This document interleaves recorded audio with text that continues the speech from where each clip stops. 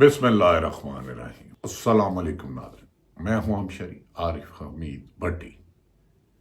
ایک طرف حکومت کے بلند و بالے دعوے کہ ملک ترقی کے راستے پر جا رہا ہے، معاشی ترقی، خارجہ پالیسی ناکام، معاشی پالیسی ناکام، سیاسی عدم استحکام، انتشار، عدالتوں سے انصاف رینج سے دور ہو گیا، ظلم، زیادتی، ناانصافی اخیر پر ہو گئی۔ صرف موجودہ حکمران چوری کے ووٹوں سے آنے والے کبھی وزیر اعظم، کبھی صدر، کبھی وزراء کی ایک لمبی تعداد بلند و بالے دعوے کر رہی ہے، لیکن بدقسمتی ہے عمران دشمنی میں موجودہ حکمران حقائق سے چشم پوشی کر کے عوام کے لیے مشکلات کا باعث بن چکے ہیں۔ اب جب میں آپ سے بات کر رہا ہوں، جس میری دل نہیں کر رہا اس بات پہ، وطن عزیز میں دہشت گردوں نے دوبارہ سر اٹھا لیا ہے اور گزشتہ روز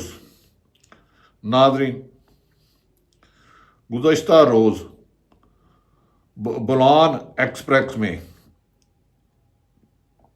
جعفر ایکسپریس پر بولان کے قریب دہشت گردوں نے حملہ کر کے اس پر قبضہ کر لیا ہے۔ اس میں 500 کے قریب مسافر بتائے جاتے ہیں، جن میں معصوم بچے، بزرگ اور بعض سرکاری ملازمین بھی بتایا جاتا ہے۔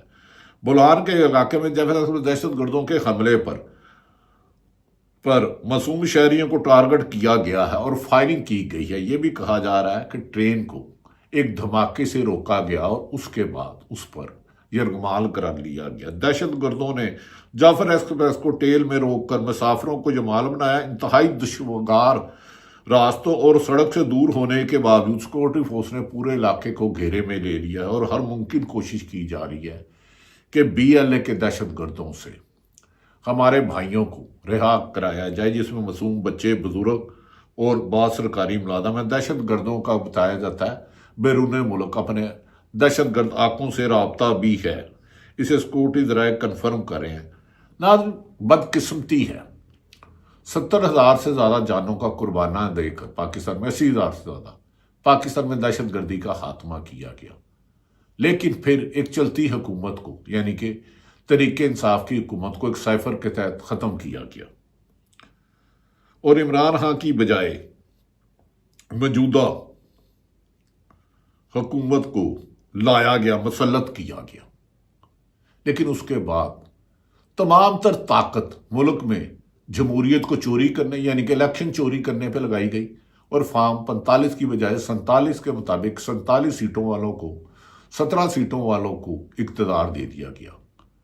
اس کے بعد اس وقت ملک میں مہنگائی کا طوفان ہے، لیکن حکومت یہ ہے کہ عوام کو بیوقوف بنانے کے لیے چینی 170-80 روپے جا چکی ہے، بجلی کے یونٹ انتہا کو پہنچ چکے ہیں، لیکن حکومت صرف اور صرف انتقامی کارروائیوں پر فوکس کر رہی ہے۔ آج گزشتہ روز عمران خان کی توشہ خانہ 2 میں سماعت تھی اڈیالہ جیل میں۔ وہ یہ حکومت جو اڈیالہ جیل میں 12 گھنٹے کی سماعت کرتی تھی عمران خان کو سزا دلانے کے لیے، اب انہیں کبھی یقین ہے کہ عمران خان رہا ہو سکتے ہیں اس اسلام آباد ہائی کورٹ سے، کیونکہ ان کے خلاف مقدمات جھوٹے ہیں۔ اسی لیے علیمہ خان کی بہن کے مطابق اور عمران خان کی ہمشیرہ کے مطابق ڈوگر کو، جو 15ویں نمبر میں تھے، اسلام آباد پہنچایا گیا کیونکہ عمران خان کا القادر ٹرسٹ کا کیس نہ لگے اور عمران خان رہا ہو کر باہر نہ آئے، کیونکہ عمران خان کی رہائی پر تمام غیر جانبدار حلقے کہہ رہے ہیں کہ عوام کا سمندر اڈیالہ جیل میں عمران خان کو لینے پہنچ جائے گا۔ گزشتہ روز میں نے گزارش کیا کہ توشہ خانہ 2 کی تھی، جسے بغیر سماعت کے عدالت نے 26 مارچ کی ڈیٹ ڈال دی۔ کیا وجہ ہے؟ پہلے تو اڈیالہ جیل میں 14 گھنٹے سماعت ہوتی تھی۔ اب جب دیکھا کہ عمران خان کی رہائی قریب ہے، مقدمات ثابت نہیں ہو رہے، پروسیکیوشن کمزور ہے، 26ویں ترمیم کے باوجود بھی انہوں نے عقل کے ناخن نہیں لے رہے اور ساری توجہ عمران خان کے، اسی لیے بلوچستان اور KP کے عملاً ہاتھ سے نکلتا ہوا خدا نخواستہ اللہ نہ کرے دکھائی دے رہا ہے۔ پچھلے دنوں میں اختر مینگل ہو، مولانا فضل الرحمان ہو، محمود حاج قزی ہو یا تحریک انصاف کے عمر ایوب اور سارے ملک میں پاکستان کی حکومت کو مطالبہ کر رہے ہیں کہ یہ چوری کے مینڈیٹ والی آنے والی حکومت ملک میں معاشی ترقی کی تو دور کی بات ہے، ملک میں دہشت گردی کی لپیٹ لے، یہ اس سے جان چھڑائی جائے۔ علیمہ خان نے آج وکلا سے بھی اڈیالہ جیل میں اپنے بھائی بانی پی ٹی عمران خان سے ملاقات کے بعد کہا کہ آپ روز ملاقات کرنے آ جاتے ہو، میڈیا میں اپنی خبریں چلاتے ہو، لیکن ہمارا بھائی اندر ہے، اسے رہا کراؤ۔ انہوں نے کہا کہ عمران خان کی القادر میں ضمانت اور کیس کا خاتمہ یقینی تھا۔ عمران خان کی مشیرہ نے میڈیا سے گفتگو کرتے ہوئے کہا اسی لیے لاہور سے 15 نومبر میں ڈوگر کو اسلام آباد ہائی کورٹ کا چیف جسٹس بنایا گیا کہ عمران خان کا کیس فکس نہ ہو، عمران خان کا کیس نہ لگے۔ علیمہ خان نے کہا القادر کے فیصلہ عمران خان کے جیل سے باہر آنے کا امکان نہیں ہے، کیونکہ انہوں نے جسٹس ڈوگر کو اسلام آباد ہائی کورٹ لایا گیا ہے، اسی لیے وہ اس کی سماعت فکس نہیں کر رہا۔ اور انہوں نے وکلا کو کہا کہ اگر عمران خان کی جلد رہائی نہ ہوئی تو کہا جا رہا ہے تحریک انصاف کے ساتھ عمران خان کی ہمشیرہ عظمیٰ ہو یا علیمہ خان، وہ احتجاج کریں گے، اڈیالہ جیل کے باہر کیمپ لگائیں گے۔ اس سلسلے میں گزشتہ روز جب ملاقات کر کے آئے تو بیرسٹر سلمان اکرم راجہ کی میڈیا سے گفتگو انہوں نے بتایا کہ بانی کو بتایا ہے کہ جے یو آئی کے رہنماؤں سے ملاقات ہوئی ہے۔ بانی اپوزیشن نے اتحاد سے متعلق کوششوں کو سراہا ہے۔ بانی نے کہا کہ ہم اصولوں کی بنیاد پر آگے بڑھنا چاہتے ہیں۔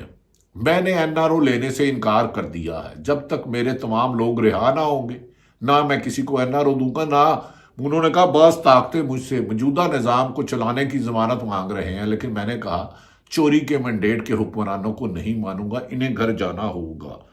سلمان اکرم راجہ نے کہا جو بھی جمہوریت کے لیے ہمارا ساتھ دے گا ہم اس کا خیر مقدم کریں گے، اگر ہم ساتھ جو ہمارے ساتھ کھڑا ہے تو ہم اس کے ساتھ رہیں گے۔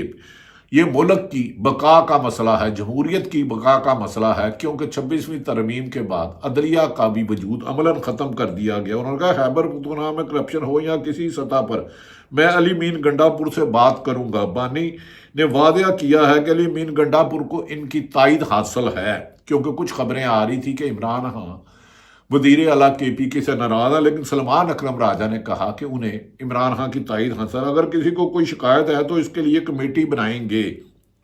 کے پی کے کرپشن کے مسئلے پر اگر کسی نے بات کرنی ہے تو اس پر انہوں نے کھل کے بات کی۔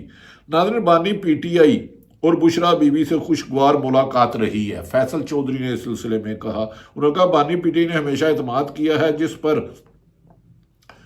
ہم پاکستان کے انسان کے شکر مند ہیں۔ ناظرین، ایک طرف تو تحریک انصاف کو جیل میں رکھنے کے لیے اور تحریک انصاف کی قیادت کو کارنر کرنے کے لیے ظلم و ستم کے پہاڑ کیے جا رہے ہیں۔ سابق وزیر اطلاعات محمد علی دورانی نے آج گزشتہ روز ایک ٹاک شو میں کہا ہے کہ 26ویں ترمیم کے بعد آئین تو رہا نہیں، اب تو حکومت کا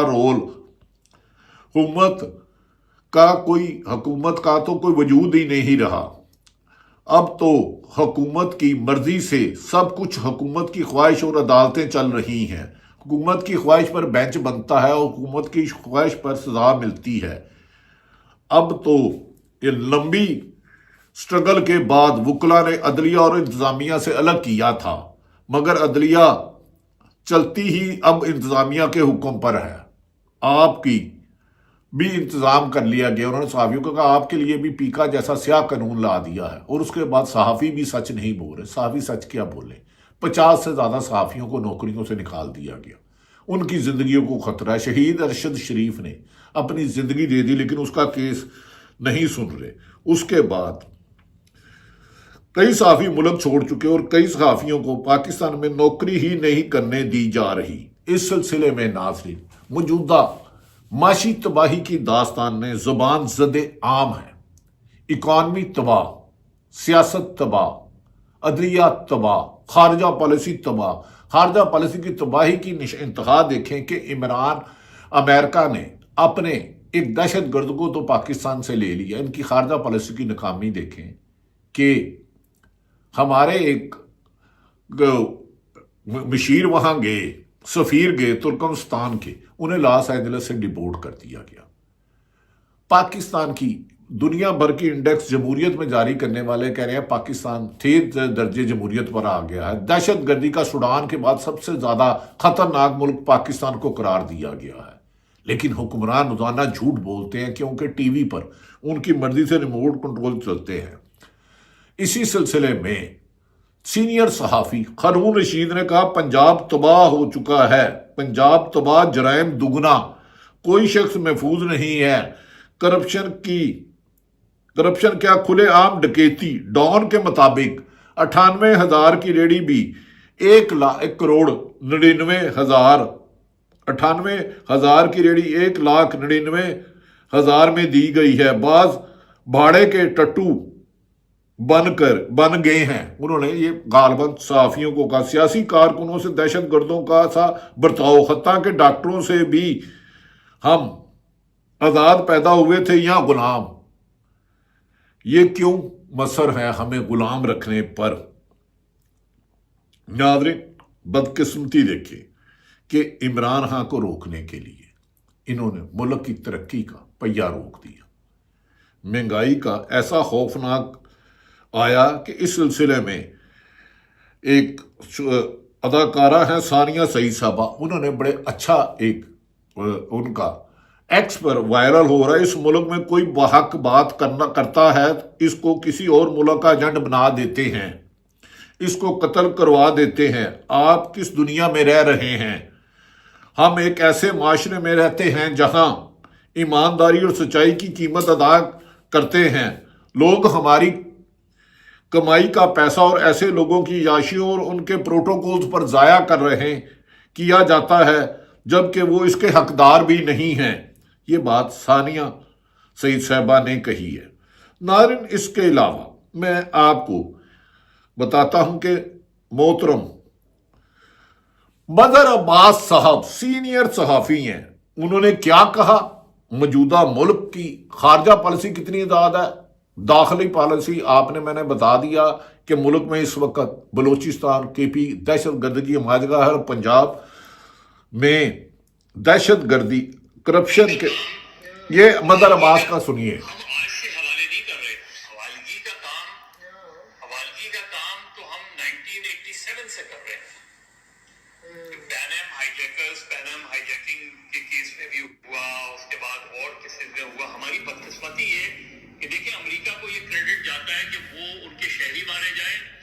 उनके फौजी मारे जाएं, वो उन लोगों को पकड़ लेते हैं किसी मुल्क में भी हो जो उनके उसमें मुलविस हो, चाहे उसको कई साल लग जाए। हमारी बदकिस्मती है कि हम हवाले भी करते हैं। वहां 13 फौजियों के जो जिस पे इल्जाम है उसको पकड़ के उन्होंने ले गए पाकिस्तान से। यहाँ 150 लोगों के बच्चों के APS में जो मास्टरमाइंड था वो उसको आपने पकड़ा और उसके बाद वो फरार हो गया, फरार करवा दिया गया। क्या हम उसकी हल्ट कर रहे हैं? कोई उसको पकड़ने की कोशिश कर रहे हैं आज तक हम? तो ये वाकई एक बड़ा सवाल है। नाज़रीन, ये बात मज़हर अब्बास जो सीनियर सहाफ़ी हैं इन्होंने एक टॉक शो में कहा। नाज़रीन, चंद रोज कबल मरियम नवाज साहबा ने छापा मारा में वो सब तलब और MS को बदल दिया। उसको उन्होंने 3 हफ्ते पहले ही छुट्टी दे दी थी। पाकिस्तान में सच कहने की कितनी कीमत अदा करनी पड़ती है। उस पर एक डॉक्टर शहरियार हैं, बक्कर के रहने वाले, जिन्हें बाहर से लोग उनसे ट्रेनिंग लेने आते हैं। उन्होंने ट्रस्ट अस्पताल बनाया जहां गरीबों का मजबूरों का इलाज होता है। उस पर नाज़रीन उस पर उन्होंने क्या उनका ट्रस्ट अस्पताल बंद कर दिया गया। अलीना शिंगरी एक सीनियर सहाफ़ी हैं, वो क्या कहती हैं कि शहरियार के साथ भक्कर में क्या सलूक किया गया, ये सुनिए। इस कानून के तहत उस डॉक्टर शहरियार नियाजी को इस वक्त आपने निशाना पर तनकीद जो है वो इस हुकूमत को बर्दाश्त नहीं है। किस तरह से आपने इस कानून के तहत उस डॉक्टर शहरियार नियाजी को इस वक्त आपने निशाना बनाया है और आपने उसके ट्रस्ट हॉस्पिटल को एक तो सील किया, दूसरा आपने चार्ज और क्या लगाया। इंटरेस्टिंगली ये भी सबके सामने मैं रखती चलूं, उनके करीबी जराए बता रहे हैं कि अस्पताल में सील करने के बाद आप एक शॉपर में एक्सपायर्ड मेडिसिन वहां पर पहुंचाई गई ये चार्ज लगाने के लिए कि इस ट्रस्ट हॉस्पिटल में जो एक्सपायर्ड मेडिसिन है, एक्सपायर्ड दवाइयां हैं, अद्वियात हैं, वो मरीजों को फराहम की जा रही है। ये एक चार्ज लगाया जा रहा है। सो आप इमेजिन करें, मतलब कौन इस इंतहाई एक निचले दर्जे तक जाकर इस किस्म की हरबे इस्तेमाल करेगा सिर्फ इस वजह से कि वजीर आला पंजाब पर कोई तनकीद ना करे। नाज़रीन, ये आपने बात सुन ली। मरियम नवाज साहबा, आप अपने एडवाइजरों को प्लीज तब्दील करें। जो आप पर तनकीद करता है हरगिज वो आपका दुश्मन नहीं है, आपका मुखालिफ नहीं है, वो आपका खैर खा है, आपको हकायक से आगाह करता है। हकायक बताना ही सहाफ़ी का बुनियादी जिम्मेदारी है, लेकिन बिला वजह उन पर सख्तियाँ कर देना ये मुनासिब नहीं है। रूल ऑफ लॉ से ही मुल्क तरक्की करते हैं। इस मुल्क में बहुत सी कुर्बानियाँ दी थी इस मुल्क को बचाने के लिए। मैं पाकिस्तान की अदलिया, खुसूसन सुप्रीम कोर्ट, खुदा के वास्ते 26वीं तरमीम का कौन बेनिफिशरी है, मैं इस बहस में नहीं जाता। इस मुल्क में इंसाफ का राज लाए, इंसाफ करें हर ताकतवर और कमजोर के दरमियान। नाइंसाफी और जुल्म का बाजार बंद किया जाए, चोरी के मैंडेट वालों को घर भेजा जाए और सरकारी अफसरान को पाबंद किया जाए। आइन और कानून से हटकर वो इंसानी हकूक की पामाली नहीं करेंगे। किसी की माँ, बहन, बेटी नहीं उठाई जाएगी। किसी का झूठा कारोबार कारोबार नहीं बंद किया जाएगा। किसी पे झूठे मुकदमा दर्ज नहीं होंगे। इंतकामी कार्रवाइयों को बंद किया जाए। पाकिस्तान को आगे चलाए। मौजूदा हुक्मरान पाकिस्तान में जमहूरियत में नाकाम, माशी में दाखिले में नाकाम, इंतशार में लिए और करप्शन में इजाफे का बायस बन रही है। खुतारा, हम ये नहीं कहते कि फलां जमात को हुकूमत दो, सब सियासतदान काबिल एहतराम है, लेकिन अवाम की मैंडेट की चोरी करने वालों को इक्तदार देना, याद रख ले, चोर के घर चोर अगर चौकीदार बन जाए तो घर की नाकाबिल तलाफी नुकसान होती है। साफ शफाफ माशरा, इंसाफ की फराहमी यकीनी, अदल यकीनी, यही मुल्क को मौजूदा बहरान से निकाल सकता है। लेकिन आपके बुलंदवा बाले हुक्मरानों के दावे मुल्क में घुटन का माहौल से लोगों का दम घुटने लगा है। इससे बचाओ। अल्लाह ताला पाकिस्तान का हामी हो, नासिर हो। पाकिस्तान जिंदाबाद।